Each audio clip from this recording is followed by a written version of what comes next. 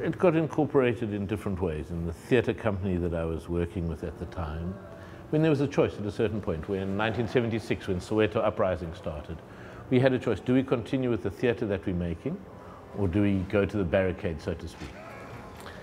And the answer is we kept on working with the theatre, and some of us spent more or less time at different barricades and made more or less commitment to political action.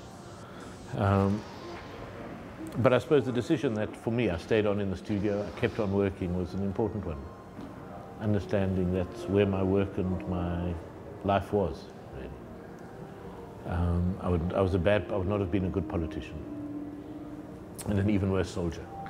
But I'd been doing drawings, and I'd been doing posters for trade unions, and then at a certain point there was too big a gap between the work I was doing for myself and that work I was doing on behalf of the other. And at a certain point I thought, no, there's bad faith somewhere if they're so different.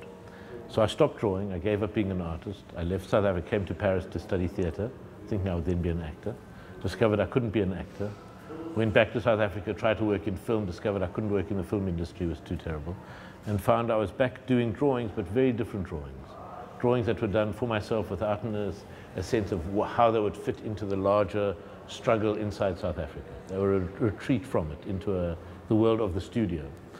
And it was only when I was there and working in the studio that suddenly the work started having a connection, not just to me, but also to the outside world of South Africa. So it was a kind of a journey from close political involvement to no political involvement to working in the studio to, in a different way, finding a connection. I didn't choose charcoal. Charcoal chose me in the sense that I tried working with oil paint, and I was a really bad painter in oil. I couldn't get the color, the surface. I was struggling. It was like a bad art student painting. You know how bad art student paintings can be? I was stuck in that mode. And it was a huge relief. And I'd always done drawings, but to understand I would allow myself to do drawings as the form of making images, not just as preparations for painting. And then, so when I started doing the animation, I'd already been making drawings. So it wasn't a new technique of animation, it was simply the same technique of drawing, but allowing the drawings to evolve and develop. Well, the animation is that the fundamental thing about animation is, well, there are two. The one has to do with narrative, that it's a medium which suggests narrative because it's not a frozen moment. Now, a static drawing can allude to narrative, but it's not locked into it. You can see an image and think, well, how did it get there? What happened before? What happened afterwards? And the other is that animation, of its very nature, is about process, about things transforming and progressing. So it's about understanding the world not as fact or as a series of facts, but as something that evolves and changes and proceeds. So understanding the world has got, I would say, 25 frames a second rather than as a fixed photograph, as a series of snapshots. And in that way, temperamentally, when I found animation, it corresponded very closely to the impermanence and provisionality of the world. I think that's why it felt a very good, comfortable mix. I felt that here was a form which in itself, without me doing anything, corresponded to how the world seemed to operate for me. Well, in a very literal sense, you can see that what you do with the animation makes visible what we know but what we cannot see. To explain that, so I have my hand here and I move my hand here. When you look at my hand here, you have to trust on memory, on knowledge that it was once over there. There's nothing in seeing my hand here that says it was there, that time has passed.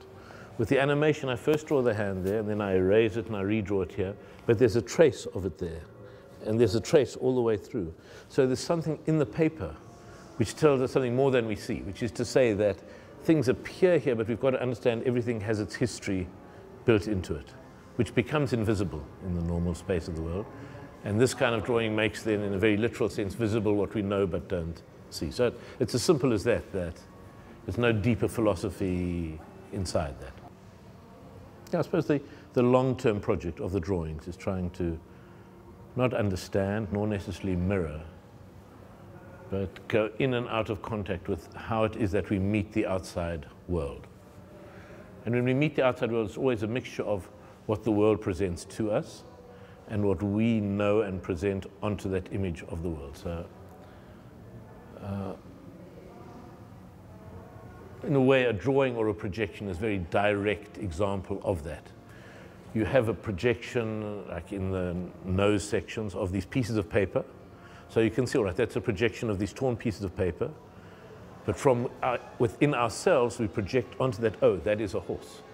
There's the knowledge of what horses are and look like, that when we see those sheets of paper, we don't simply see them as torn paper, which we know they are, but we also cannot stop ourselves saying horse on top of them. And so this is a very direct, clear manifestation. You can see it's paper, you know we see it's horse.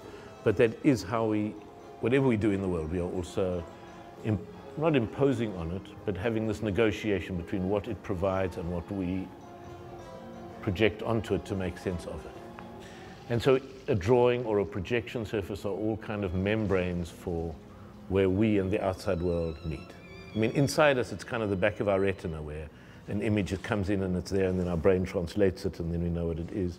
And this is just kind of moving that mental process outside and making it kind of obvious to a viewer of the drawings or the films. That's why a lot of the films are about the process of seeing, something that's distorted and which we correct in a mirror.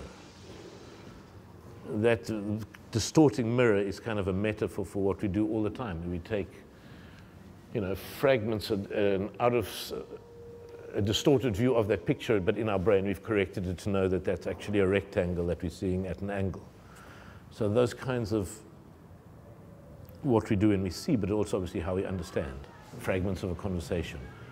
You see a clip for 1 minute for a film, and you kind of, your mind is predicting the whole film before and what's going to happen afterwards. Politics is interesting because usually political art claims to be very clear. This is what is to be done. It's Leninist. This is what needs to be done. What is to be done? A, B, C, D, E. The images A, B, C, D, E are the ones we need to make, or the text. But I'm interested in the ambiguities and the contradictions in that. One thing we know is that any claims to certainty always need someone with a big stick behind them to enforce them. And as soon as you take away that big stick, all these certainties become much less clear, and there's much more ambiguity and uncertainty. So it's to say that this ambiguity is part of the political world rather than an avoidance of the political. You can trace different. There's a conventional pattern of modernism, which I had as an art student, which goes from Impressionism to Post-Impressionism to Matisse, to an extent Duchamp, but primarily Matisse. And then Matisse at the end of the Second World War somehow goes across the Atlantic to America, where you get Jackson Pollock, and that's kind of the apotheosis. An American color field painting is a natural history, the trajectory of the history of European painting to itself. But so it's a word towards abstraction, it's anti-figurative, it's a whole, but there are other trajectories within modernism. And one of them is what happened to the Russian avant-garde, which sort of also has its roots in symbolism and mysticism and comes out of, you know, different abstractions from Kandinsky. You can get from Kandinsky to Malevich.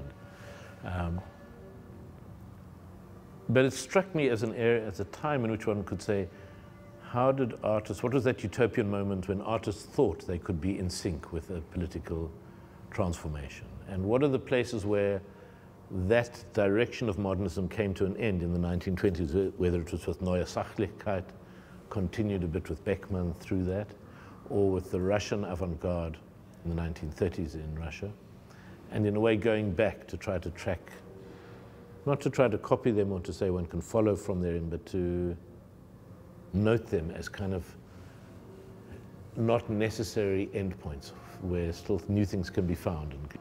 I mean, I think that's for me one of the things about making art, is that it is a very physical activity. It's not for me sitting at a computer. It's either striding, walking around the room, or physically engaging with a piece of paper, tearing, drawing, erasing. A lot of stalking I mean, that's what the Méliès is, a lot of walking around the studio, gathering, you know, I have a sense, okay, I'm going to draw Soho on the beach, and I might first approach the drawing and say, all right, well, it's in that shape, let's make the horizon somewhere there so I know the body will fit in. So there's a geographic rough mapping of it. And then there's often a kind of a gathering of energy, which would be by what I would call productive procrastination. Making a cup of coffee, walking around, checking the mail. But in the way it's gathering it up. And then the actual start of the drawing, putting down the grey tone that makes the beach and the sky in a drawing like that, is done with the cloth very quickly, I don't know, a minute, 2 minutes. And then the first part of the drawing, with the eraser, pulling out some of the sea, the edge of the horizon, the silhouette of the hill behind, might happen in the next 5 minutes. It's quite quick. It's also very quick. The first of those rough blockings. And then maybe a rough drawing of Soho in his chair, and then redoing it with the cloth, rubbing it out of the cloth, redoing it, trying to get the... I'm very bad at imagining what a chair should look like or the shape. So it would be either with a reference, a photo. Here's a photo of a deck chair I've taken. This is how the pieces fit together, and drawing that in. I might take a photograph of myself sitting in the deck chair. So I've got a reference to see this is the geography, this is how a leg fits over the side of another leg of a chair. Some people can imagine that. I'm very bad at imagining it. I need some clue in the world to see how it's done. And then a mixture, some sections would then be done quite carefully with charcoal drawing a bit carefully. And some parts are done very crudely and then refined, and then the process of erasing and changing and adding will happen. So the first part of the drawing is quick, but it may have taken me an hour to actually get to it. And then the next part may take many hours of erasing, drawing, erasing, drawing, erasing, drawing.